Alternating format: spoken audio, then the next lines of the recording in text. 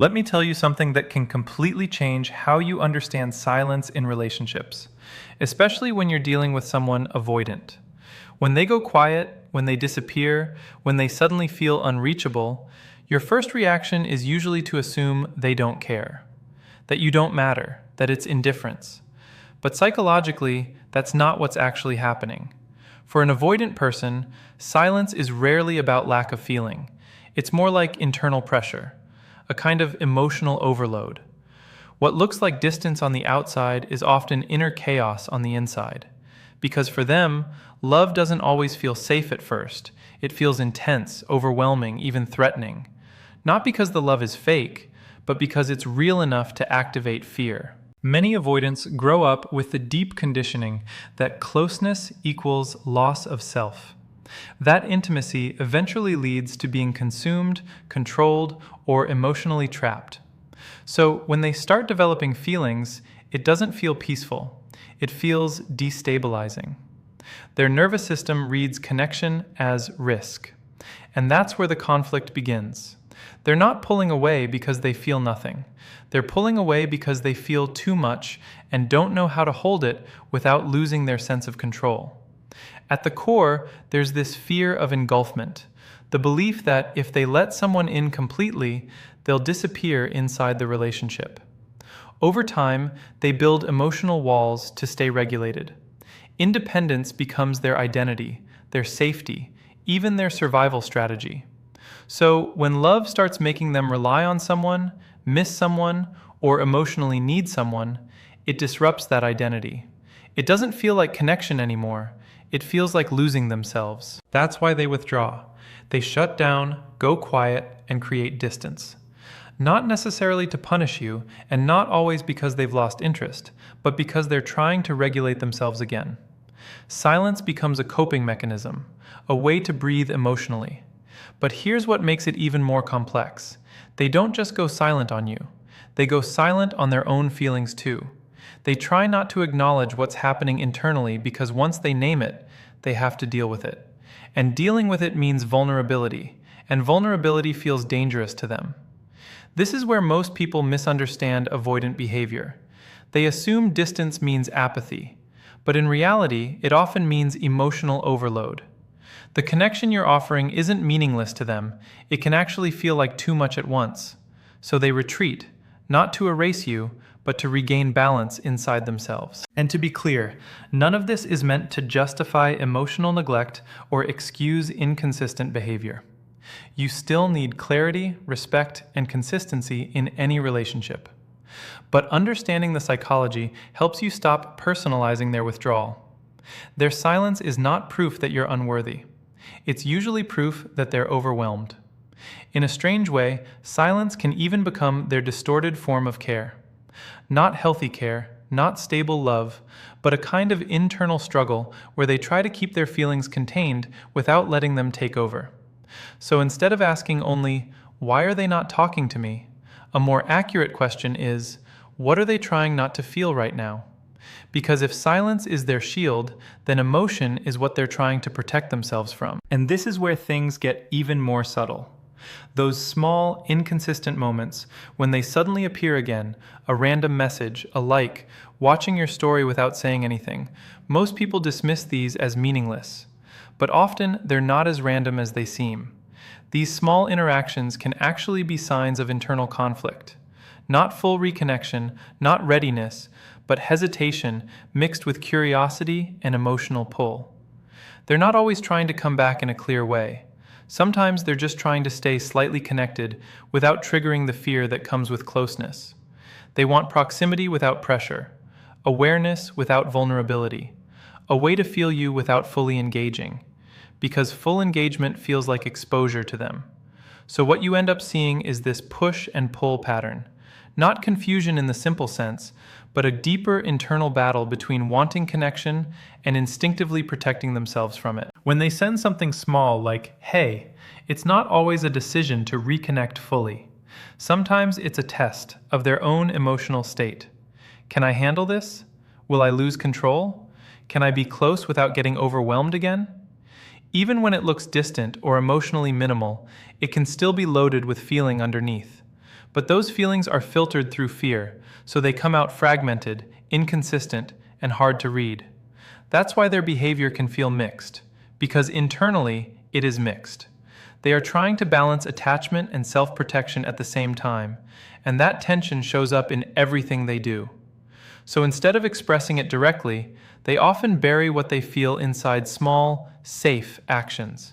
A random comment on your post, a reaction emoji, a late-night message that seems casual on the surface. These aren't meaningless gestures. They're controlled expressions of something they can't fully admit to themselves. It's like emotional Morse code, a quiet way of saying, I miss you, I think about you, but I can't say it plainly because naming it makes it real. And for them, reality is exactly what feels dangerous. At the core of avoidant psychology isn't just fear of closeness, it's fear of dependence. The moment they notice that you affect their mood, their focus, their sense of stability, something inside them starts to panic. That's usually when they pull away again. Not because the connection disappeared, but because it became too present. So they stay in a middle space, not fully gone, not fully here. A kind of emotional in-between where they can still feel you without fully engaging with you. Quiet check-ins, indirect contact, distant awareness. To an outsider, it looks like detachment, but internally, it's actually the struggle of attachment they don't know how to manage. Indifference doesn't monitor your life at 2 a.m. Indifference doesn't reappear after silence. Indifference doesn't maintain invisible threads of connection. What looks like apathy is often the opposite, attachment that has no safe outlet. They're not emotionless, they're overwhelmed by what they feel and trying to keep it contained. So even their distance becomes a form of control. Not control over you, but control over themselves and the intensity rising inside them. That's why the real question isn't whether they feel something, it's whether they can tolerate what they feel without shutting down.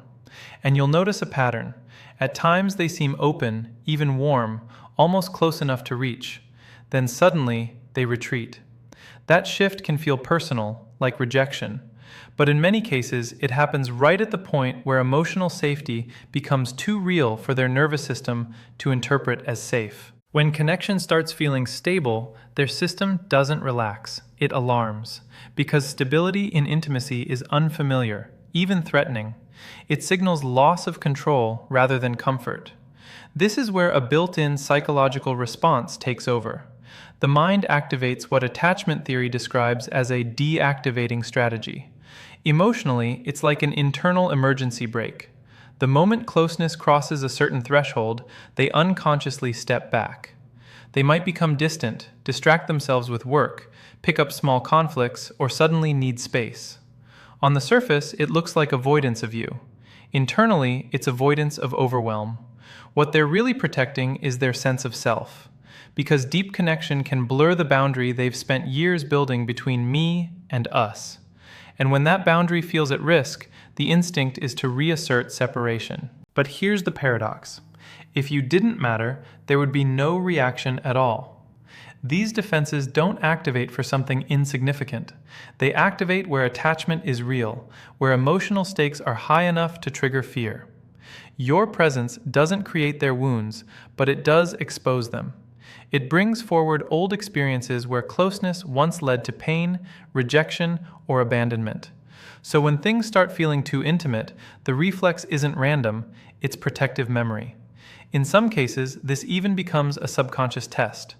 A quiet question underneath the behavior. Will you still stay if I become distant, confusing, or hard to reach? They don't say it directly, but part of them is looking for proof that connection can survive their instability. The tragedy is that the test itself often damages what it's trying to protect. But understanding this gives you something important. You don't have to participate in the chaos to prove consistency. You can remain steady without collapsing your boundaries. And that changes the dynamic. Because instead of chasing their withdrawal, you start recognizing it for what it is: activation, not rejection. A nervous system reacting, not a verdict on your worth. From that place, you respond differently. You don't disappear, but you don't overreach either. You stay grounded, present, and clear. That balance is what shows them what regulated closeness actually looks like. And slowly, the system learns something new. Proximity doesn't automatically mean loss of self. None of this is about accepting disrespect or inconsistency without limits. Boundaries still matter. In fact, they're essential. But emotionally, you stop interpreting every pullback as an ending and start seeing it as part of their internal rhythm.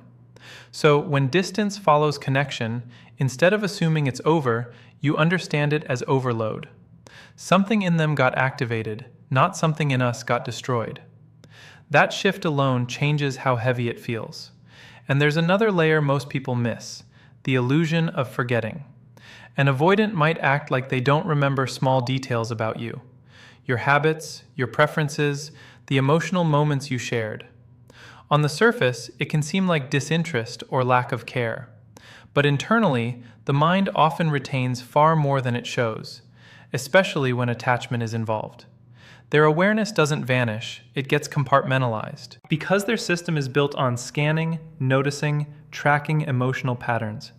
Even when they act detached, their subconscious is still collecting information. How you respond, when you pull back, what makes you feel close, what shifts your energy. It doesn't disappear, it gets stored in silence. So what looks like forgetfulness is often emotional containment, not absence of memory, but control over expression. And underneath it all, the same truth keeps repeating in different forms. The more significant the connection, the more intense the internal defense. What looks like indifference on the surface is often something far more complex happening underneath. On the outside, they may seem cool, detached, even unbothered. But internally, there can be a kind of intense sensory recording going on. Not just noticing you, but tracking patterns about you, how you respond, how your tone shifts, what changes in your energy when something is said or left unsaid. That's why later on, they can surprise you by recalling something you barely remember mentioning. A small detail from a conversation weeks or even months ago. A preference you only mentioned once. A passing comment you made late at night. It can feel random, but it usually isn't. It's not that they forgot and suddenly remembered. It's more like everything gets stored, just not always expressed. Nothing is truly discarded. It's filed away quietly, without acknowledgement. From a psychological perspective, memory is closely tied to emotional significance. We remember what carries weight. We forget what doesn't. So when someone retains very specific fragments of you, it usually signals that those moments landed deeper than they're willing to openly admit. But here's where it gets complicated. Openly recognizing that level of attention or care creates discomfort for them. Because if they admit they remember everything, they also have to admit they're emotionally invested. An investment comes with perceived risk, expectation, responsibility, vulnerability. So instead, that memory often shows up in disguised ways. A casual, "I happen to be nearby, so I got you this." A seemingly random reference to something you like. On the surface, it looks spontaneous. Internally, it's often more intentional than it appears. It becomes a safer way to express connection without directly stepping into emotional exposure. At the same time, there can also be selective denial. Not because they truly don't know, but because acknowledging certain things would make them feel too accountable for what they feel. If they don't remember, they don't have to respond to it emotionally. They don't have to define it. But their behavior tends to reveal what their words avoid. In moments of distance, they often register changes faster than you expect. A shift in your availability, your tone, your silence. Not always consciously, but through a kind of emotional monitoring system. Your absence creates disruption in a pattern they had adjusted to, even if they never fully acknowledged it. That's why confusion often shows up internally when you pull away. Not necessarily in expressed emotion, but in mental questioning, replaying, and trying to locate what changed. The system looks for meaning in your withdrawal because your presence had already been registered as part of their internal equilibrium. Understanding this doesn't mean over-interpreting every gesture. It means seeing through the surface-level story of "they don't care" or "they don't notice."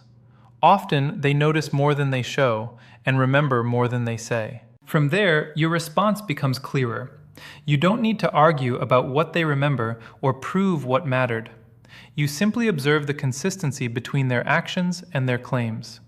If they minimize, you don't chase validation. If they contradict themselves, you don't collapse into confusion. You stay grounded in what is actually being demonstrated over time, because ultimately, memory alone isn't the proof of emotional safety or reliability. It's just one piece of a much larger pattern. And the real shift happens when you stop trying to decode every hidden signal and start focusing on something simpler, whether their behavior, in total, supports the kind of connection you actually need. At that point, the power dynamic changes, not because they suddenly become different, but because you stop revolving around interpretation and start orienting around clarity. You did change. And that's exactly what unsettles them, because they didn't expect you to evolve outside the emotional space they unconsciously assigned to you. But growth isn't rebellion. It's simply you returning to yourself. It's not about proving anything to them, and it's not about getting even. It's about alignment, becoming steady in who you are, regardless of who is present or absent. And that's where real power shows up. Not in reaction, but in transformation that isn't performed for effect. When you become consistent in your own life without needing emotional validation to keep going. When your silence isn't used as punishment, but as inner peace. When your distance isn't a tactic, but a natural byproduct of self-respect. At that point, something shifts in the dynamic. Not because you push them away, but because your energy is no longer leaking toward them in the same way. The emotional pull they were used to doesn't feel the same anymore, and that absence is what registers. Not the loud kind of absence filled with anger or reaction, but the quiet absence of dependency, the absence of orbiting, the absence of emotional chasing. That kind of shift doesn't need words, it's felt. It often leads to reflection on their side, but not in the middle of chaos. It shows up later, in stillness. When the noise settles and they realize the pattern they were used to has changed. You're no longer in the same position in their internal world. You've moved forward. And now their mind has to adjust to a version of you that isn't waiting in place anymore. Whether they respond to that shift or not becomes secondary, because the real change already happened.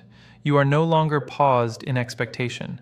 You are in motion. So when it seems like they're unaffected by your growth, your boundaries, or your emotional distance, it's worth reconsidering that assumption.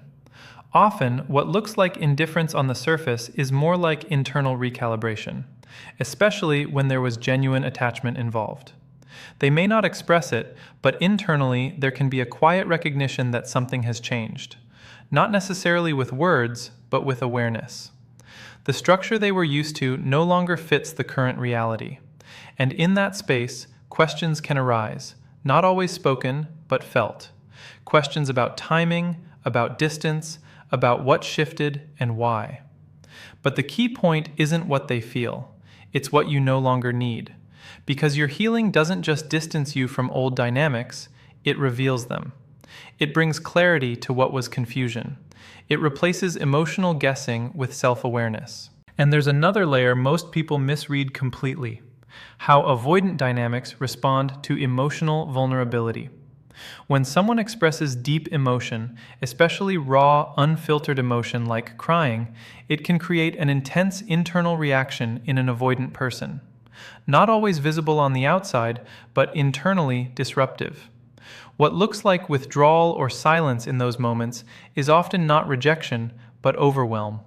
They're encountering emotional intensity without the internal tools to process it in real time. So instead of engaging, they shut down or step back. And because of that reaction, many people assume they did something wrong, that their feelings were too much, that they pushed love away. But more often, what's happening is not rejection of you, but difficulty in processing emotional exposure. Vulnerability creates proximity, and proximity, for someone with avoidant patterns, can trigger discomfort rather than comfort. That doesn't mean your emotions are wrong or excessive. It means they are real, and that reality can be unfamiliar for someone who hasn't learned how to stay present with emotional depth.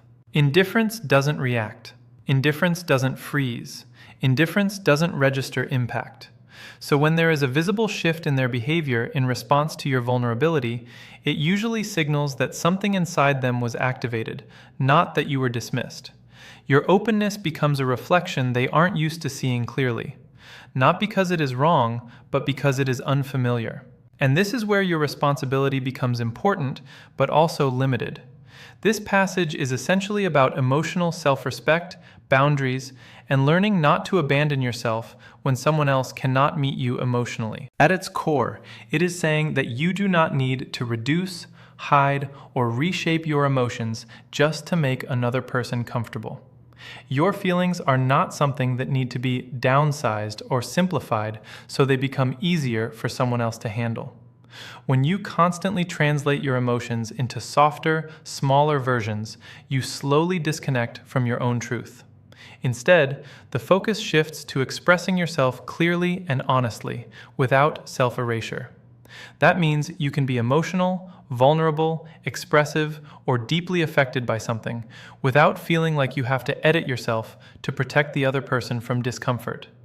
Your emotional truth is valid as it is. The passage then draws a clear boundary of responsibility. Once you communicate what you feel, what the other person does with that information is not something you control. Their reaction, whether they understand, withdraw, reflect, or ignore, belongs to their internal capacity, not your worth. This is important because many people fall into the trap of over-responsibility in relationships. They start believing that if the other person reacts badly or shuts down, it must mean they expressed themselves incorrectly. But in reality, someone else's inability to hold your emotions does not automatically mean your emotions were wrong. The text also introduces a more realistic perspective on emotional processing. Sometimes people only understand things later. Sometimes emotional awareness develops with time. And sometimes a person simply does not have the emotional capacity to meet certain levels of depth at all. That limitation is about them, not a reflection of your emotional legitimacy. However, none of this reduces the value of being honest. Even if the other person does not respond well, your honesty still matters. Authentic expression has a function. It either deepens connection if the other person is capable of meeting you there, or it brings clarity by revealing that the connection has limits. So vulnerability is not wasted effort. It always reveals something true about the dynamic. The key shift in thinking comes when your vulnerability is met with silence or emotional distance. Instead of interpreting that as, I did something wrong or I was too much, the healthier interpretation is, this is the limit of their current emotional capacity. That reframing is crucial. It moves the meaning away from self-blame and toward clarity. It removes the automatic assumption that you are the problem and replaces it with a more neutral understanding of compatibility, capacity, and emotional readiness. From that point, your response changes. You do not spiral into overthinking or try to fix yourself to regain their attention. You observe what actually happened. You adjust your expectations based on reality, not hope. And you continue moving in a direction that stays aligned with your emotional needs and self-respect. The passage is about internal stability. It is teaching that real emotional maturity is not about controlling other people's reactions. It is about staying anchored in yourself, regardless of them. When you stop abandoning your own feelings to manage someone else's discomfort, your emotional state becomes less dependent on external validation. And that is the real shift. You stop making your emotional truth negotiable.